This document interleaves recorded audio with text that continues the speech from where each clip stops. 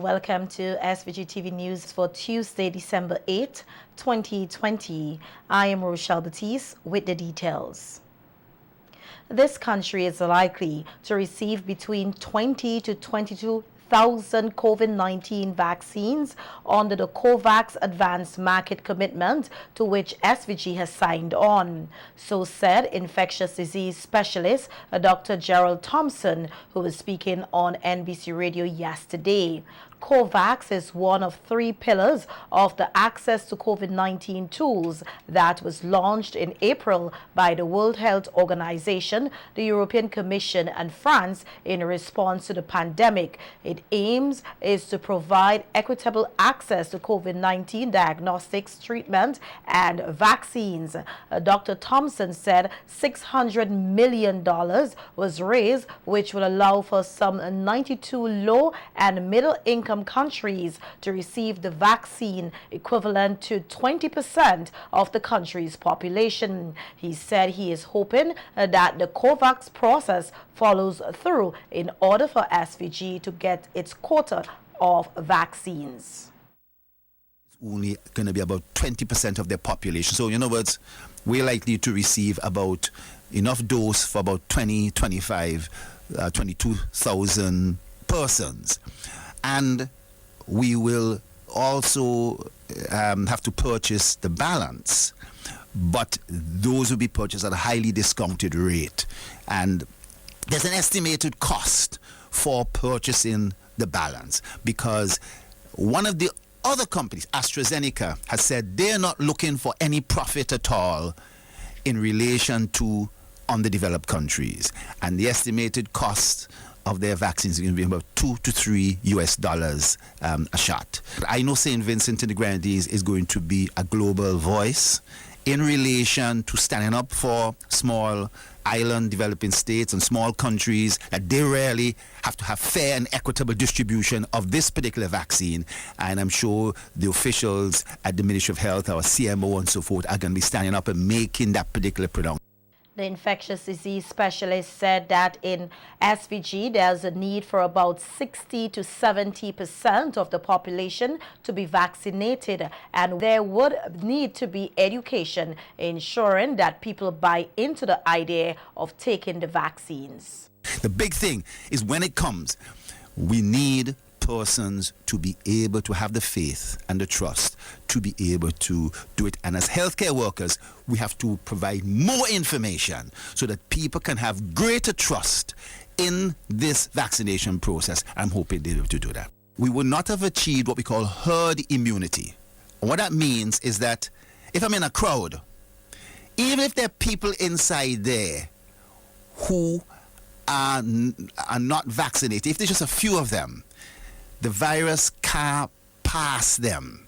You understand? Someone inside the crowd has the virus. They're butting up on people who are already been vaccinated.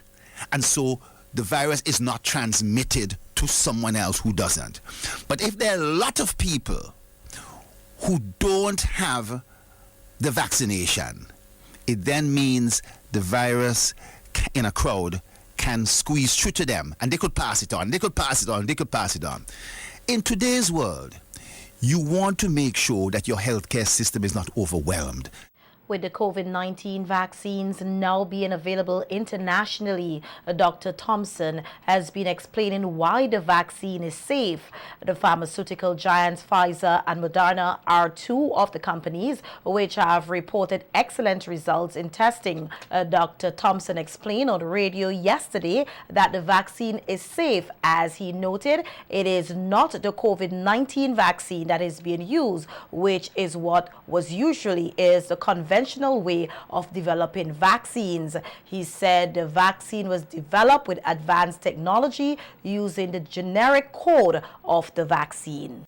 So the new technology is that not using the real virus itself, but using this genetic template, they are able to produce, once it is injected in the body, multiple copies of the spike protein.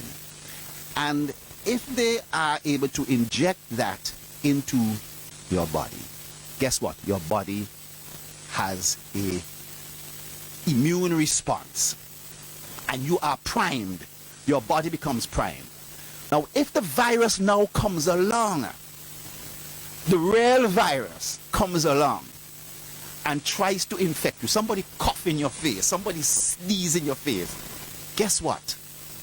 Your primed immune system reacts in two ways. One, it produces more these antibodies and covers the virus and prevents the virus from getting into your lung tissue and your nose tissue. Dr. Thompson said that the vaccines have gone through the three-phase process. The first stage being use of animals, then on a small group of people, and the last phase of testing involved between 30,000 to 50,000 people, and the results were effective. They found out that 90 of the persons who got COVID were the ones who received the sugar water, the placebo. And only 5 of the ones who received the vaccine got COVID. That's a remarkable difference. I mean, you may think that, oh, there shouldn't have been any at all. But that's why they're able to say it's 90%, 94, 95%. Now, what they found with one of these studies is that there were no severe cases. The cases that needed you to go to hospital, be ventilated, put on a ventilator. They didn't have that. And so they're saying for that vaccine, they're saying it's 100% effective at preventing the progression to severe disease.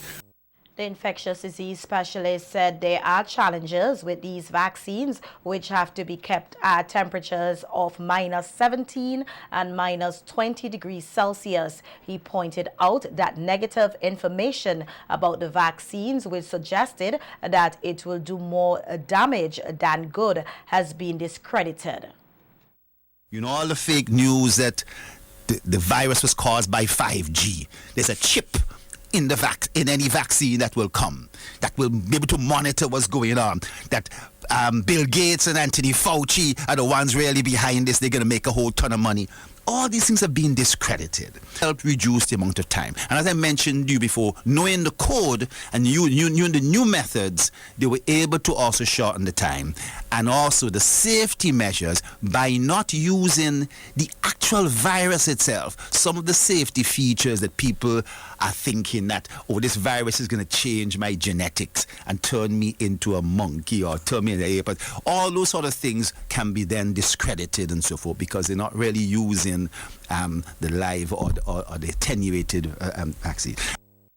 In other news, Prime Minister Dr. Ralph Gonsalves and Barbados Prime Minister Mia Mottley, along with the IMF's Alejandro Warner, will be the panelists for the final Caribbean Economic Forum Beyond COVID, which will be held virtually from 8 this evening. Caribbean Economic Forum, organized by the Central Bank of Barbados, is a series of monthly online conversations for people across the region to share ideas and suggestions to navigate the new normal in a post-COVID environment. Over the past 6 months, the 2020 Caribbean Economic Forum has tackled economic policy in the time of COVID, tourism, the future of work, and digital transformation. This evening's discussion will look at the topic, repositioning Caribbean economies, lessons from 2020. The forum will be broadcast live on Facebook, YouTube, and through the Caribbean Media Corporation.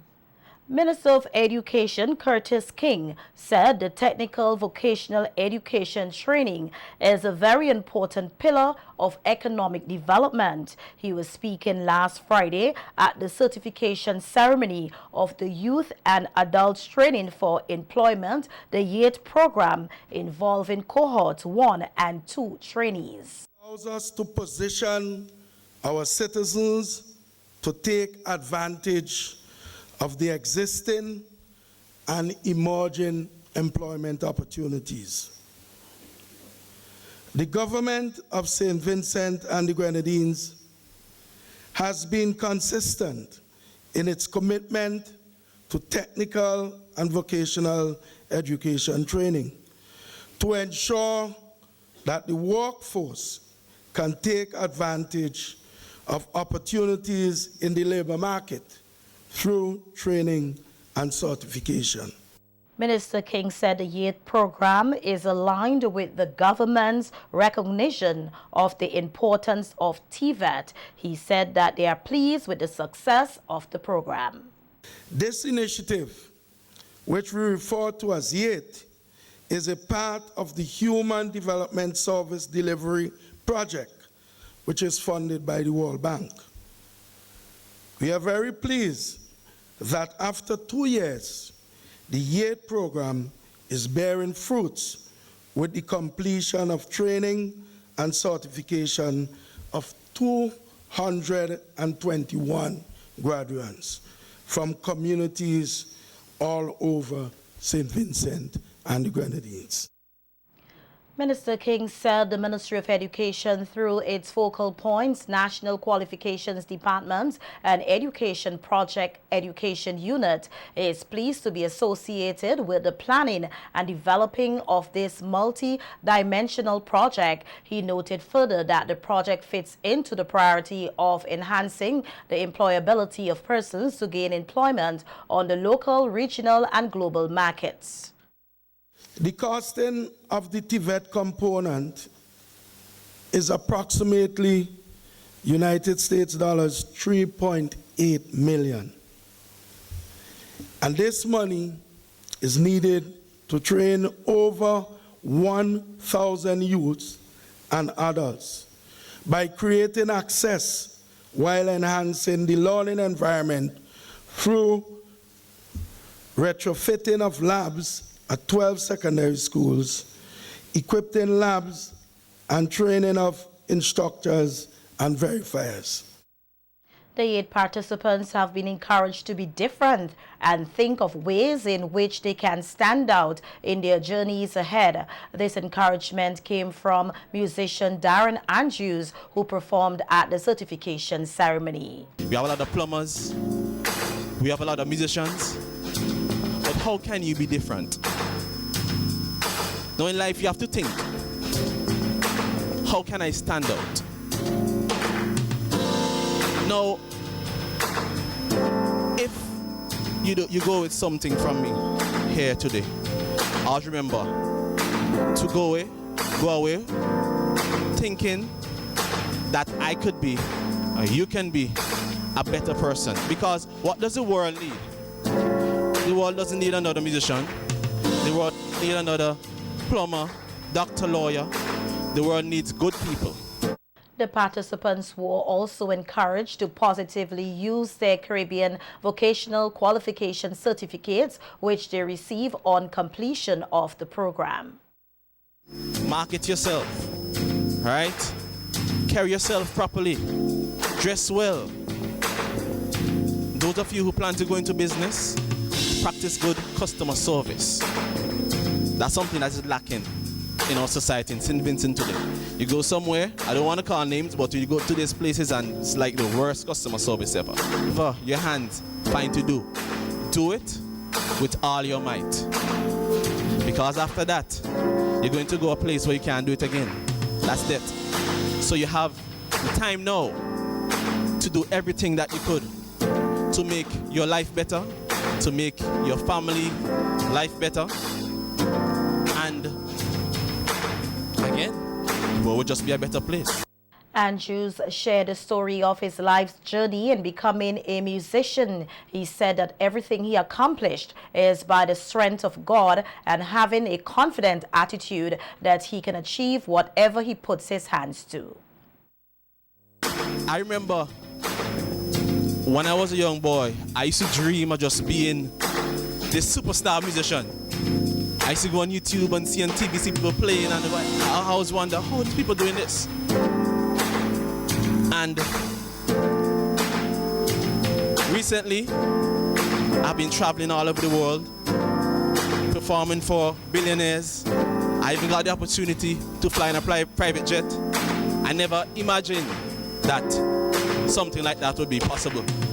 A little black boy from St. Vincent, you know, never imagined that would be possible.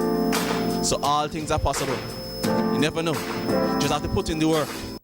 Preparations are underway for 9 nights activities in the light up of the Botanical Gardens from Tuesday, December 15, 2020. Speaking on radio today about the preparations and activities for 9 nights, Communications Officer of the National Parks, Rivers and Beaches Authority, Tonique Barrow, said on every night there will be a packed program. She said they are again catering for the family and emphasized that the focus will be on showcasing the culture of St. Vincent and the Grenadines. What I want to highlight is that 9 nights is not just about the lights, but it's a celebration of our cultural heritage, and that is something I want to express this year. It's culture in different ways, in dancing, in singing, in drums, in pan, even in food, because Mr. Lennox said yung madongo bakes, and somebody messaged me on Facebook and they was like, are you going to get this bakes, the madongo bakes? And I'm like, yes, it's going to be there. So persons are really coming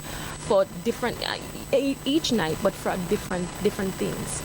Barrow said that 8 acres of the Botanical Gardens will be lit, and persons attending activities will be encouraged to adhere to the COVID-19 guidelines.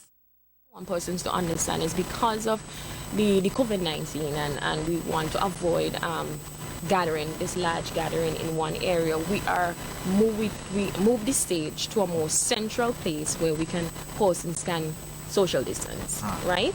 So the usual position of the stage will be different this year. This is the 6th year that 9 nights activities are being held at the gardens. The Vice President of the 9 Mornings Committee lauded the staff of the Botanical Gardens for their work so far to ensure that the gardens are lit. And one of the other things too that has struck me over the years, and I really want to say how pleased I am with the approach of the guys there who organizing this and the department on the whole. Yeah. There seem to be a oneness in terms of wanting to do this. There is a togetherness, and that is not to say that it isn't challenging. It is an extremely, I believe, Tony can talk about it, challenging. But the love, and like when you go down the nights, the feeling you get from those coordinating, the stage management, it's just awesome.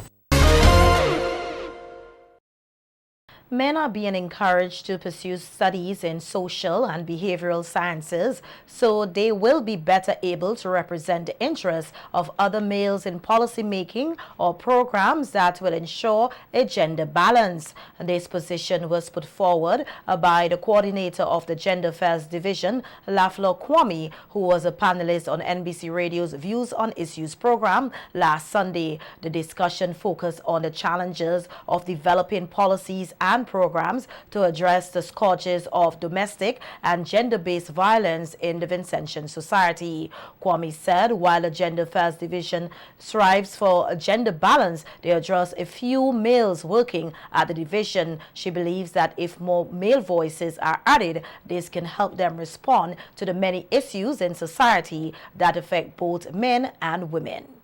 So that when there are openings within the divisions, within the Ministry of Social Development, we can have more men there, because the Ministry of Social Development is run by predominant females, predominantly by females. I'm there to and a few good men. Thank you. A few good men. I was wondering. A few good men. I was wondering. Understand me? So yeah. It's hard. It's hard when we have to respond to the issues that affect men by women. And as I said, not to say that women cannot do the job. True. But we have to be fair.